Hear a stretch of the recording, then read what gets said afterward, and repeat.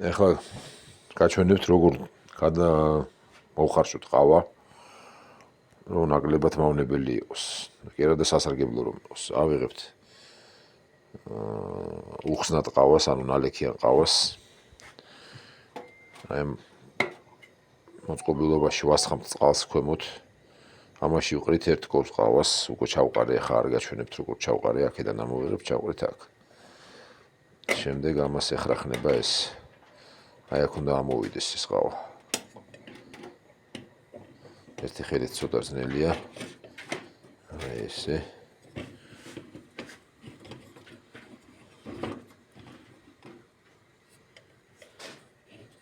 აი ესე მოვუჭერთ. ანუ ეს ორი ხელით კეთდება.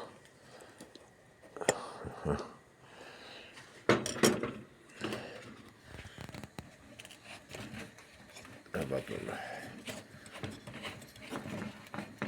დაეხრახნა. ესე ხევდგამთ ცეცხლზე. ხერაშია საქმე. ეს წყალი არის აქა. შუაში არის ყავა ფილტრში და ისინი უნდა ამოვიდეს. აი ამის მეშვეობით და ამოვა ამაში სუფთა ყავის ნახარში. თვითონ ნალექი დარჩება იქ. დაველოდოთ ახლა. რამდენიმე წუთი.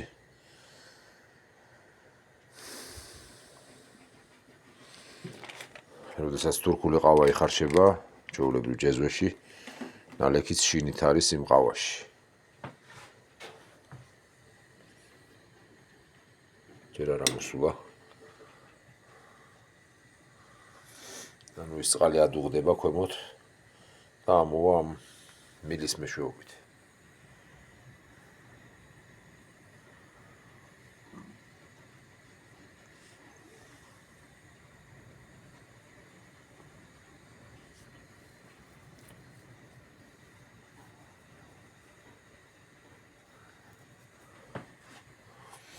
ცოტა ხანი მოცდა მოგვიწევს რომ ადუღდეს წყალი.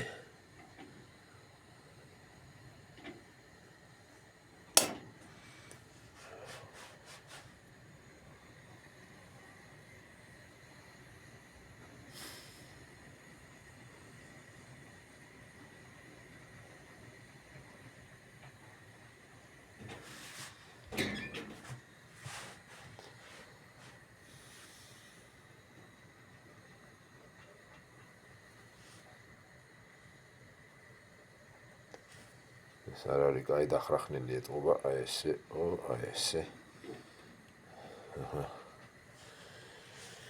მოგრეთ ეს უნდა ადუღდეს. რაღაც ძალიან ფართეალია და ეტყობა ვერ წვდება ამას. აი ეს.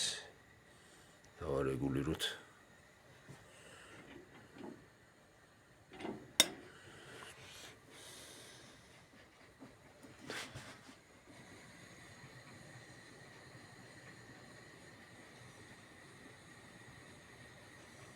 ალბათ ჯობდა აქეთ პატარაზე დამედგა, რომ პირდაპირ იმის ქვეშ ყოფილიყო ცეცხლი.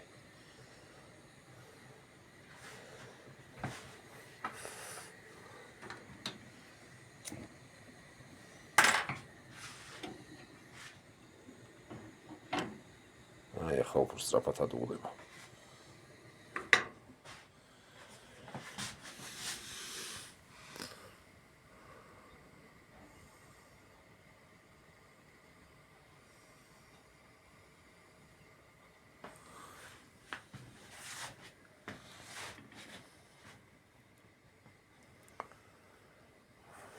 ველოდებით წყალის ადუღებას ამოვა აქედან ყავა.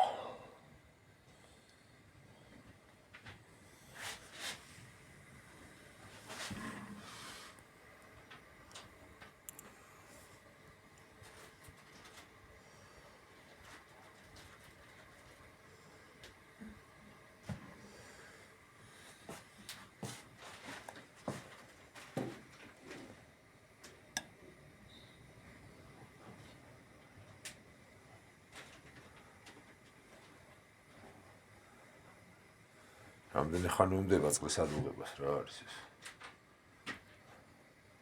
რაშია საქმე? ხო არის, რატო არ დუღდება ახლა? ალბათ არის გასაშფოთებელი. 5 წუთია უკვე.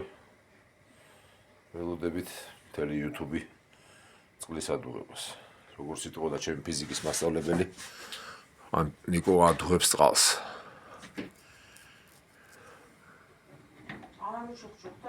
არა.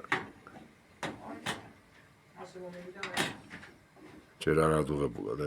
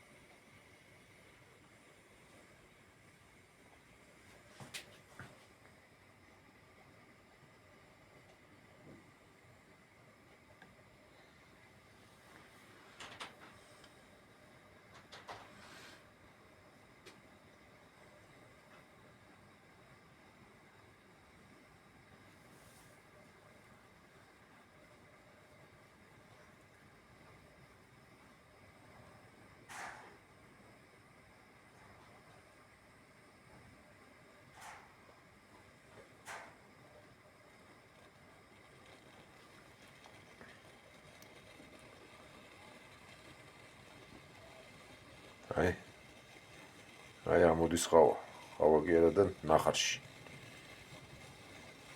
თვითონ ყავის ნალექი რჩება ქვემოთ.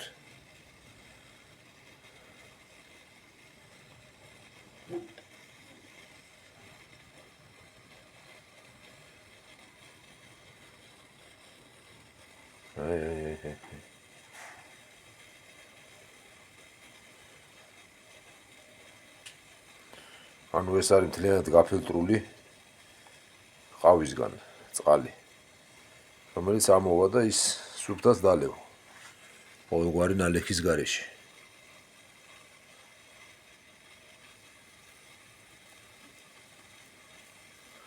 ველოდებით სანამ სულ ამოვა ის წყალი და გამოვთავთ.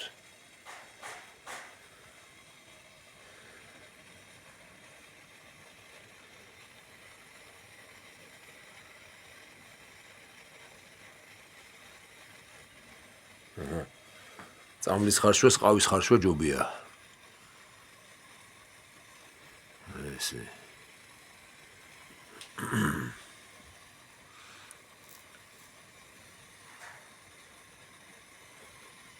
მე მგონი მთელი წყალი ამოვიდა. ახლა გამოვხტოთ გაზი და დავისხათ სასარგებლო ყავა. როგორც ჩაი ისე გამოიყურება, იმიტომ რომ არის სუფთა ნახარში და არანაირი მინარევები.